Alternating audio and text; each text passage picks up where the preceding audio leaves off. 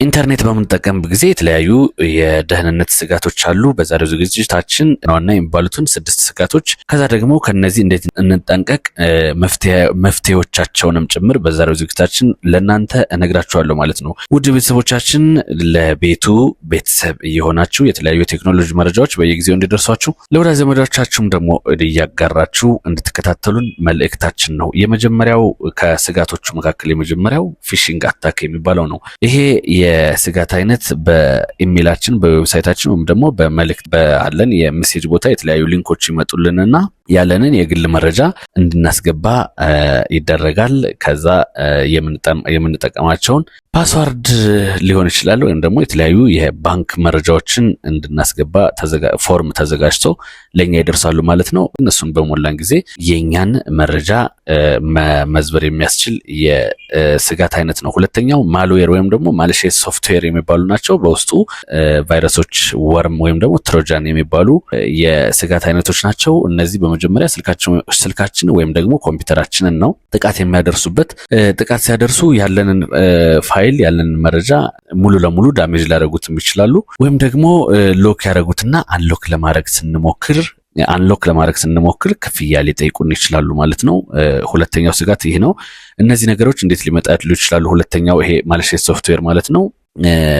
ፍሪ የሆኑ ፋይሎችን ደህንነቱ ያልተጠበቀ ዌብሳይት ላይ ስናወርድ በኮምፒውተራችን ወይም ደግሞ በስልካችን ላይ አብረው ከፋይሉ ጋር በቀላሉ ይቀመጣሉ ማለት ነው። ማን ኢን ዘ ሚድል የሚባል ስጋት አለ ደግሞ። ማን ኢን ዘ ሚድል ብዙ ጊዜ ፍሪ የሆኑ ዋይፋዮችን በየቦታው ስንጠቀም የሚያጋጥመን የደህንነት ስጋት ነው። በመካከል ፍሪ የሆኑ ዋይፋዮች ላይ እኛ ክላይንት ቱ ሰርቨር ኮሚኒኬሽን ስናደርግ እኛ እንደ ክላይንት ነን የምንፈልገውን የሆነ ሰርቨር ላይ ስንጠይቅ መካከል ላይ የኛን መረጃዎች ብሬክ ተደርጎ መረጃ የሚመዘበርበት መንገድ ነው ማለት ነው። ስለዚህ ፍሪ የሆኑ ዋይፋዩን ወይም ደግሞ ፐብሊክ የሆኑ ዋይፋዮችን ስንጠቀም ቪፒኤን ወይም ደግሞ ቨርቹዋል ፕራይቬት ኔትወርክ የሚባለውን አብርተን ብንጠቀም አሪፍ ነው ማለት ነው። በአራተኛ ደረጃ ሴፍ ያልሆኑ ወይም ደግሞ ሴኩር ያልሆኑ ዌብሳይቶችን መጠቀም ሌላው ስጋታችን ነው። ይሄ ኮመን ሆኖ እየመጣ ያለ ችግር ነው። በተለይም ከዚህ ጋር በተያያዘ ክሪፕቶ ከረንሲ ላይ የሚንቀሳቀሱ ሰዎች ደግሞ ለዚህ በብዛት ይጋለጣሉ ማለት ነው።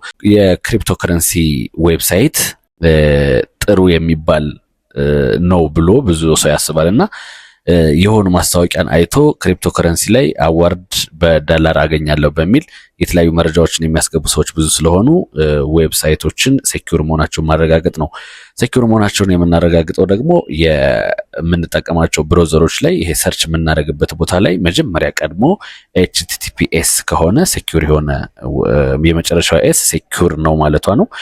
HTTP ከሆነ ደግሞ ኖት ሴኩር ስለሆነ HTTP የሆኑ ዌብሳይቶችን አለመጠቀም አንዱ መፍትሄ ነው ማለት ነው። ሌላው ቀላልና የተደጋገመ ፓስዋርድን መጠቀም ነው። ብዙዎቻችን በተለይም እንደኛ ሀገር የተደጋገሙ ፓስዋርዶች ቀላል ወይም ደግሞ እጅግ በጣም ሲምፕል የሚባሉ ፓስዋርዶች እንጠቀማለን። ኢንተርኔት በምንጠቀምበት ጊዜ እሱም ሌላው ስጋታችን ነው ማለት ነው።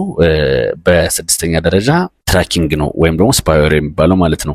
ይሄ ማለት ምንድነው? የተወሰኑ አፕሊኬሽኖች በድብቅ እኛ ሳናውቅ ወይም ደግሞ እኛ ሳናውቀው ፈቅደንላቸው በኮምፒውተሮቻችን በስልኮቻችን መካከል ይገቡና የኛን መረጃ ትራክ እያደረጉ ለሚገባው ወይም ደግሞ ለሚመለከተው አካል ማድረስ የሚችሉ አፕሊኬሽኖች ናቸው። እነዚህ እንዴት ይገባሉ ካላችሁኝ የተለያዩ ኢንተርኔቶችን በምንጠቀምበት ጊዜ የተለያዩ ዲያሎግ ቦክሶች ይመጣሉ።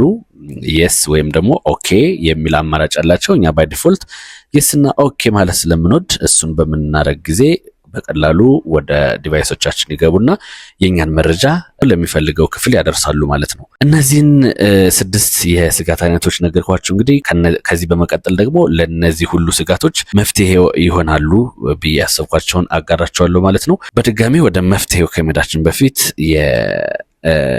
እዚህ ቤተሰብ ያልሆናችሁ ቤተሰብ እንድትሆኑ መልእክታችን አስተላልፈን ወደ መፍትሄው እንሄዳለን ማለት ነው። ከዚህ ሁሉ ስጋቶች ራሳችንን ለመጠበቅ ምን ማድረግ ይኖርብናል ነው። ይሄም ደግሞ ወደ 6 የሚደርሱ መፍትሄዎችን እነግራችኋለሁ ማለት ነው። የመጀመሪያውና በአንደኛ ደረጃ የምንጠቀማቸውን አፕሊኬሽኖች አፕዴት የሆኑ መሆናቸውን ማረጋገጥና ካልሆኑ ደግሞ አፕዴት ማድረግ ግዴታ ነው ማለት ነው። ብዙ ጊዜ አፕሊኬሽኖች አፕዴት የሚወጣላቸው በሴኩሪቲውም ይሁን በተለያየ ፊቸር ተሻሽሎ ሲወጣ ስለሆነ አፕዴት የሚጠይቀው የምንጠቀማቸውን አፕሊኬሽኖች አፕዴት ማድረግ አንዱ ስጋቶችን ከሚቀንሱት መካከል አንዱ ነው። ሁለተኛ ቀደም እንዳልነው የምንጠቀማቸው ዌብሳይቶች ሴኩር መሆናቸውን ማረጋገጥ ይኖርብናል። እሱን ማረጋገጥ የምንችለው የምንጠቀማቸው ብራውዘሮች የሰርች ቦታው ላይ ሰርች ያደረግነው ነገር መጀመሪያ ሲጀምር HTTPS ብሎ ከጀመረ የምንጠቀመው ዌብሳይት ሴኩርድ ነው ማለት ነው። HTTP ብቻ ከሆነ ግን ኖት ሴኩር ነው ማለት ነው። ስለዚህ HTTP የሆኑ ዌብሳይቶችን አለመጠቀም፣ HTTPS የሆኑ ዌብሳይቶችን መጠቀም ሌላው ስጋቶችን የሚቀንስልን ዋናው ነገር ነው ማለት ነው። ቅድም በሊንክ ጉዳይ የተለያዩ ችግሮች ይመጣሉ ብለናል። ሶርሱን ያላወቅነውን ከየት እንደመጣ ያላወቅነውን በወዳጆቻችንም በኩል ምንም አይነት መግለጫ የሌለውን ሊንክ የማናውቀውን ሊንክ ባለመክፈት ራሳችን መጠበቅ ከስጋቶቹ መዳን እንችላለን ማለት ነው። የምንጠቀማቸውን ፓስዋርዶች ስትሮንግ መሆናቸውን ማረጋገጥ፣ ካልሆኑም ደግሞ ስትሮንግ ፓስወርድ መጠቀም ማለት ነው። ስትሮንግ ፓስወርድ የሚባለው ካፒታል ሌተር፣ ስሞል ሌተር፣ ቁጥርን እና የተለያዩ ካራክተሮችን ያካተተ ፓስወርድ መጠቀም ይመከራል ማለት ነው። ሌላው ፐብሊክ ዋይፋይ ስንጠቀም ቪፒኤን ብንጠቀም ይመከራል ማለት ነው። ስለዚህ የትኛውም ቦታ የነፃ ዋይፋይ ያገኝም ብላችሁ ዝም ብላችሁ መጠቀም ሳይሆን ቪፒኤን ብታበሩ ሞር ደህንነታችሁ የተጠበቀ ሊሆን ስለሚችል ቪፒኤን ብታበሩ ይመከራል። ሌላውና ዋናው ሁሉም ሰው ማህበራዊ ሚዲያዎችም ላይ የተለያዩ ዩቲዩብም፣ ቲክቶክም፣ ፌስቡክም፣ ቴሌግራም ሁሉም በሚባል ደረጃ የሚመከረው ቱ ፋክተር አውተንቲኬሽን የሚባለት ነው። ባለ 2 ደረጃ የደህንነት መጠበቂያ መንገድ ማለት ነው። ኦቲፒ ተልኮላችሁ ያን ኦቲፒ ስታስገቡ ድጋሚ ደግሞ የራሳችሁን አይነት ፓስወርድ እንዲጠይቃችሁ የሚደረግበት መንገድ ነው። ቱ ስቴፕ ቬሪፊኬሽን ብዙ ጊዜ የማህበራዊ ሚዲያዎቻችን ሴቲንግ ላይ የሴኩሪቲ ካታጎሪ ውስጥ የምናገኘው ይሆናል። በሱ መጠቀም ይኖርባቸዋል። ከዚህ በመቀጠል 6ቱን እንደዚህ ካየን ከዚህ በኋላ ግን ሁላችሁም የሚወጡ አፕዴቶችን እያነበባችሁ ራሳችሁን በተለያዩ ኢንፎርሜሽኖች አፕዴት እያደረጋችሁ ኢንተርኔት በምትጠቀሙበት ጊዜ ደህንነታችሁን ጠብቃችሁ ልትጠቀሙ ይገባል ማለት ነው። የዛሬው የቦይዝ ዲጂታል ለእናንተ ያደረሰው መረጃ ይሄንን ይመስላል። በሌላ ዝግጅት እስክንገናኝ መልካም ጊዜን ተመኝንላችሁ።